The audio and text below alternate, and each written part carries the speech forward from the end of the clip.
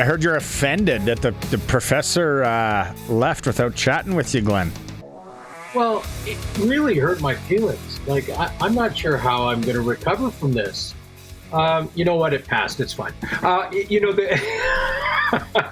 Hey, we got to start, though, Barney. We have to start this discussion with the big signing in Edmonton. I mean, come on. Justin Rankin signs an extension. Best offensive player that the Elks have right now.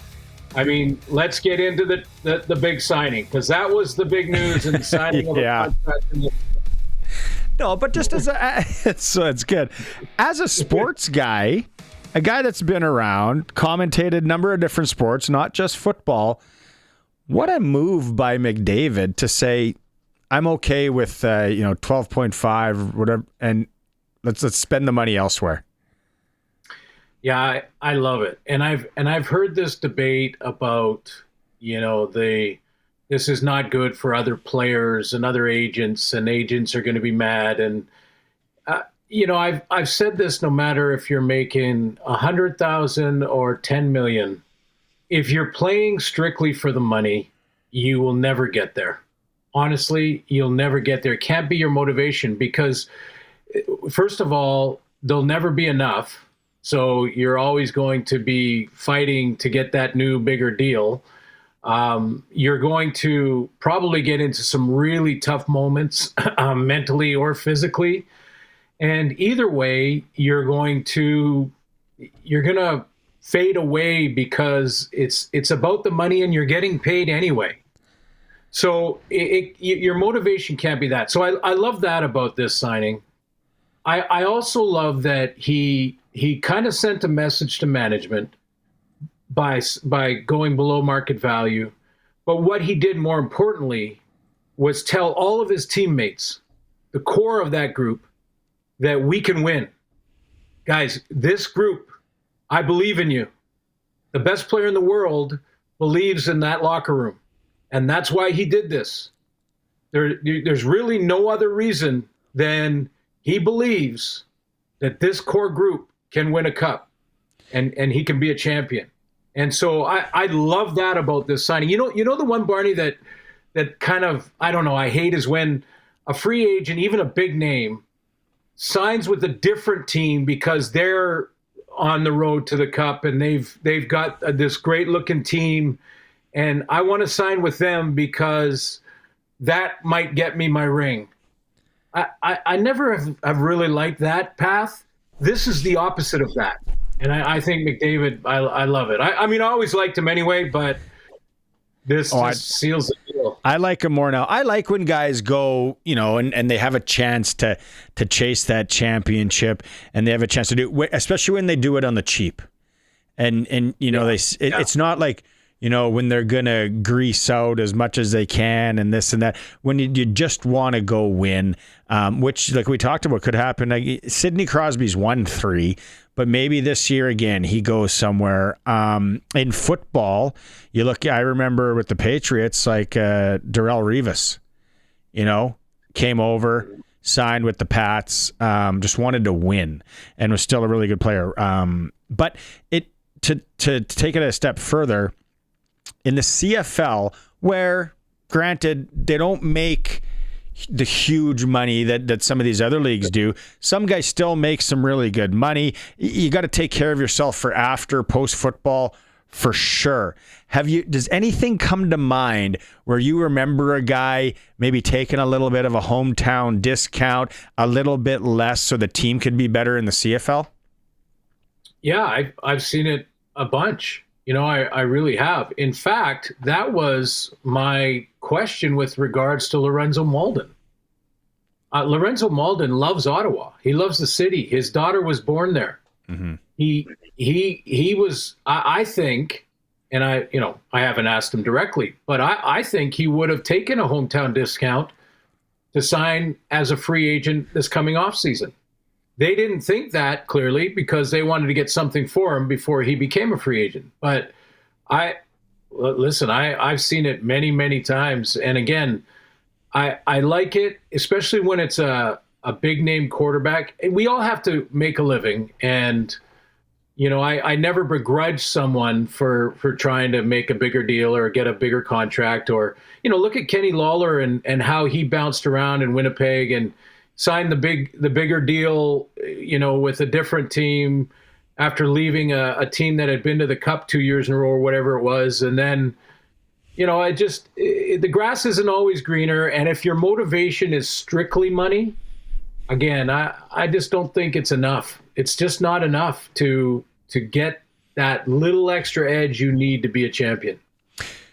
Okay, we have you Thursday. We'll talk a lot about the Argo game and a chance for the Riders to get that West final here at Mosaic. But let's go back to Ottawa. And I said it, and it's, I think it was the echoing theme on the post-game show as well, is that game felt like a blowout. And it was a 7-point game, and Ottawa hung around. They were playing for their lives, but the way it was going, if you would have put me to sleep at halftime or early third quarter and woke me up the next day, I would have thought the Riders would have won by 20, 30 points. Mm-hmm. Yeah, it did feel like that, and they, self-destructed in a couple of drives, and still trying to regain that chemistry with the starting receiving core, and that's nothing but good news going forward. And with the playoffs right around the corner, that those guys are back. I wouldn't be too concerned with that. Part of the rules in Canadian football lend itself to these type of games where you think the much better team is not blowing this team out. They're hanging around because there's been 3 2-and-outs in a row by the Riders, and all of a sudden Dustin Crum has something going on offense. It's partly due to how the game is timed.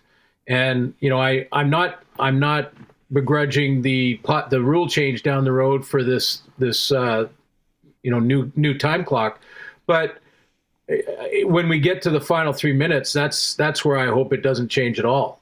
I think they'll get that chemistry back. I don't think you have to worry about that in Saskatchewan. There is still a kicking issue, and I text you, Barney, after I saw the second one, and listen, Campbell Fair will. I'm sure he'll bounce back and he will get his career going. But how many times we have said the spotlight or the stage wasn't too big for this player. When the player has a good game as a rookie in his first game or second game, and I often have said it, the stage and the spotlight was not too bright for this guy. He fit in. That's the first thing. Well, that's the opposite for Fair. The spotlight that's an example of not being ready. And that's why the Riders went out and signed another kicker. Yeah.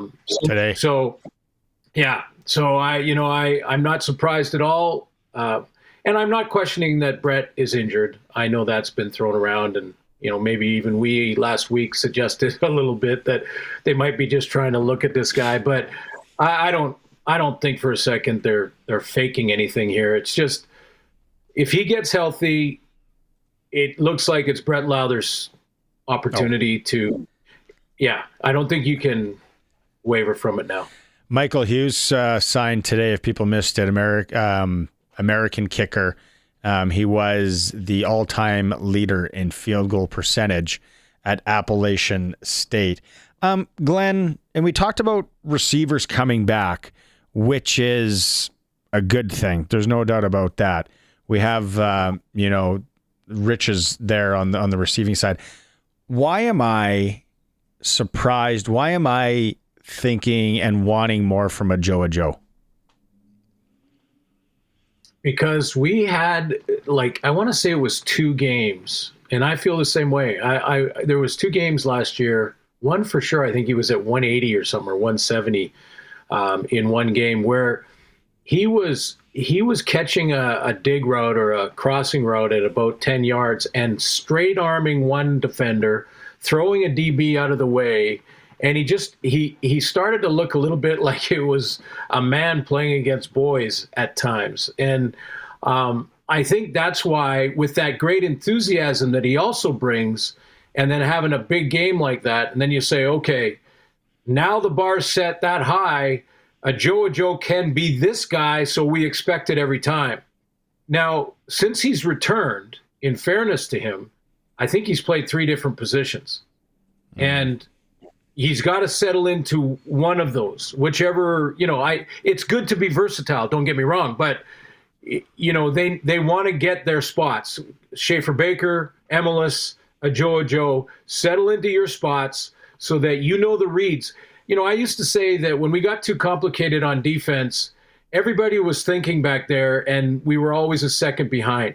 If we oversimplified it, keep it simple, stupid, right?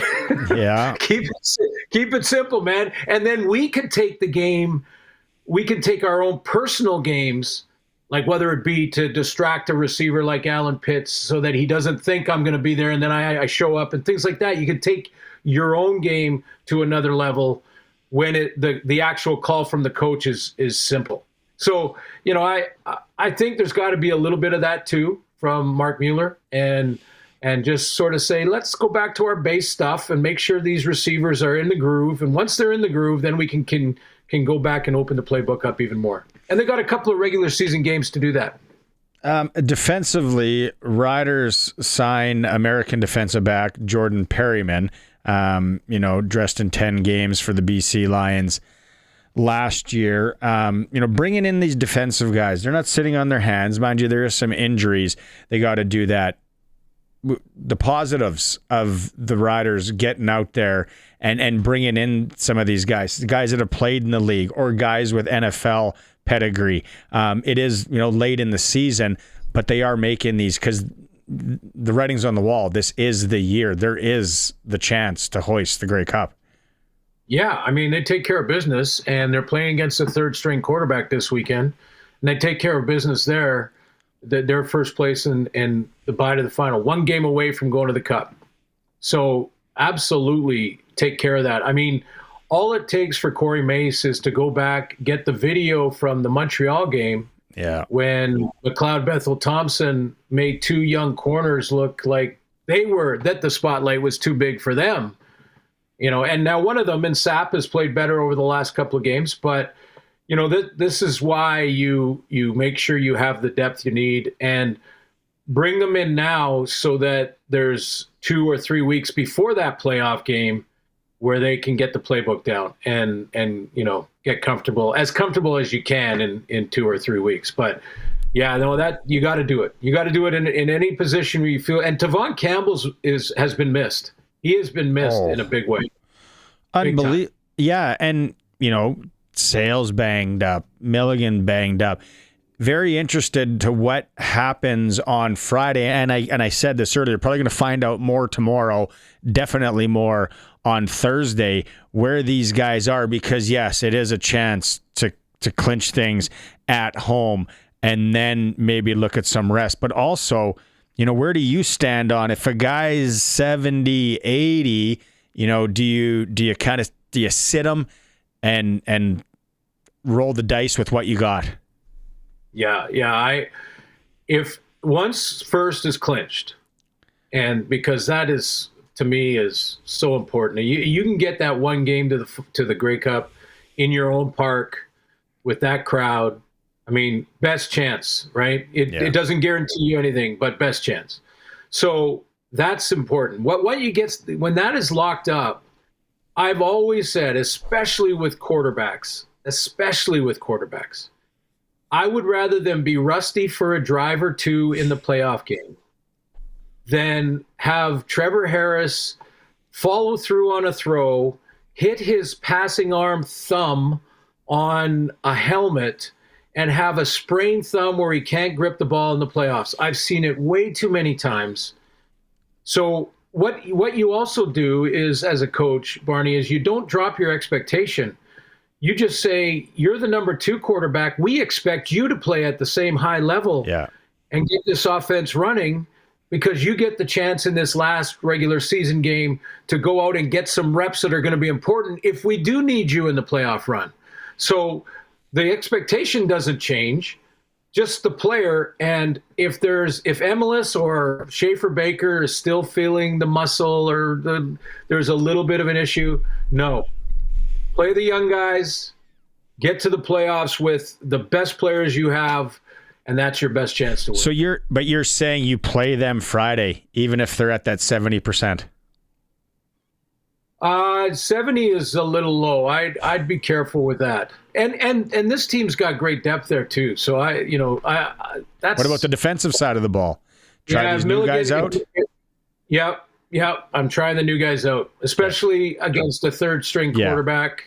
And another chance after this to lock up first if they need it. You talk about quarterbacks, and you see it at any level, and that freak injury. And then as a Patriots fan, I saw it the one year with Julian Edelman. Also, Wes Welker blows his knee out in a nothing game, shouldn't have been playing. I think AJ Ouellette, like I joked earlier, here's a ticket to Cancun for 5 days. Go rest that frame. Take some time. I don't think he has that in him, but that's a guy that he is so physical that the rest will do him well. Hey, if he needs a place in Cayman, I have a couple of contacts. Throwback. If people that listen to the show religiously, totally laughing at that right now.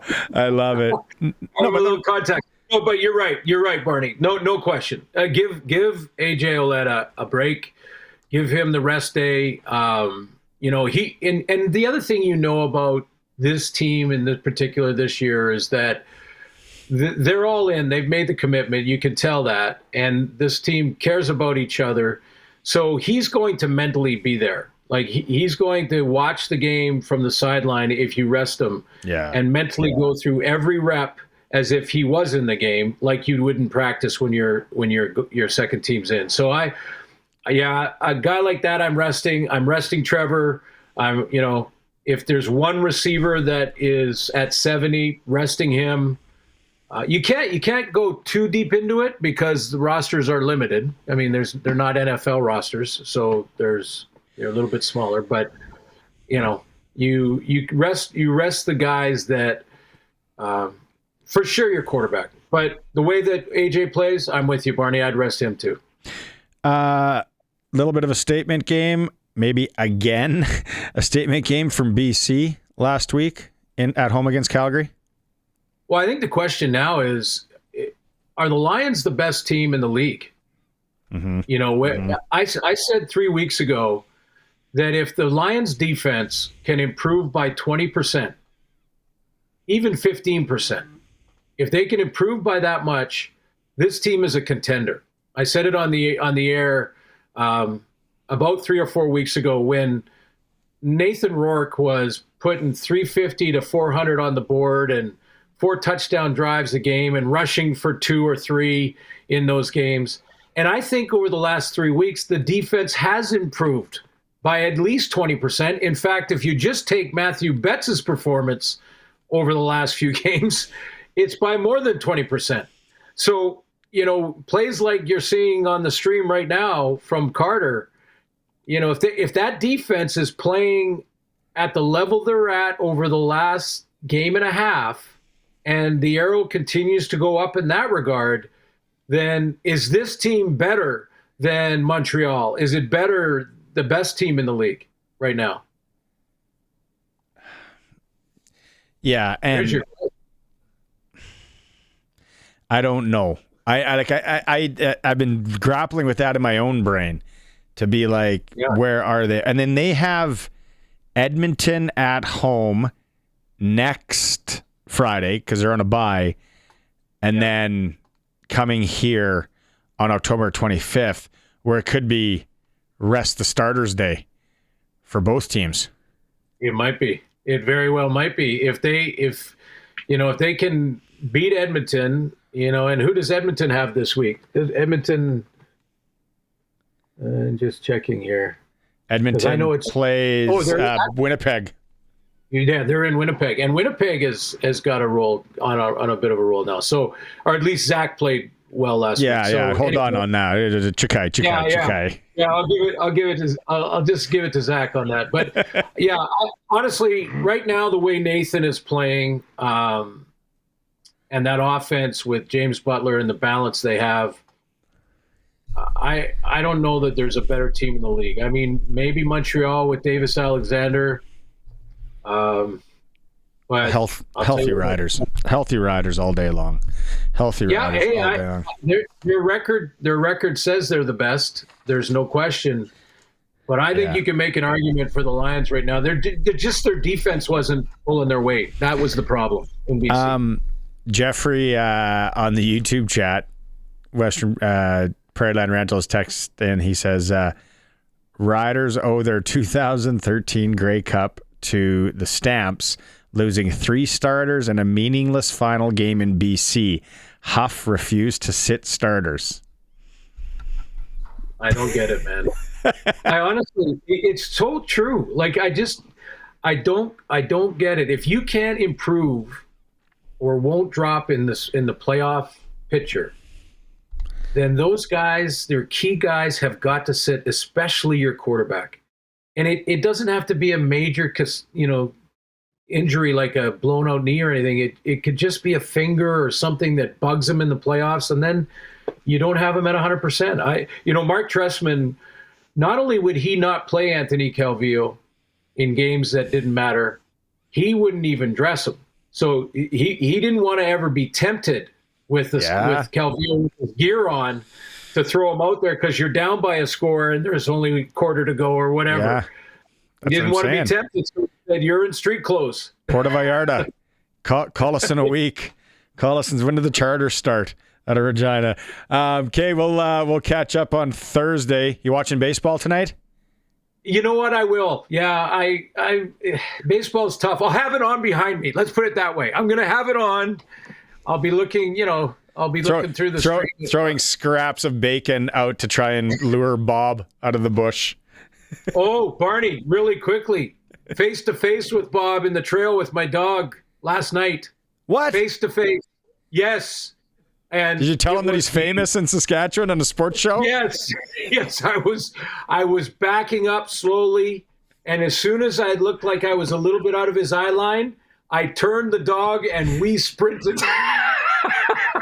And I know you're not supposed to run from a bear, so I made sure we were behind the bush before we started running. Luckily, you didn't blow an Achilles or anything. Well, yeah, you're right. And he was in the kids' playground. We're not far from an elementary school. He was walking through the kids' jungle gym when I saw him, and I was like, "Oh boy, back up." Maximus, we're backing up. We're going to go over here. Look at the treats. Here's some treats. Let's go, baby. Yeah. Right on. Well, you keep your head on a swivel when you're out for your walks. I want to see those eyeballs on Thursday when we do this again. You got it, Marty. See you later.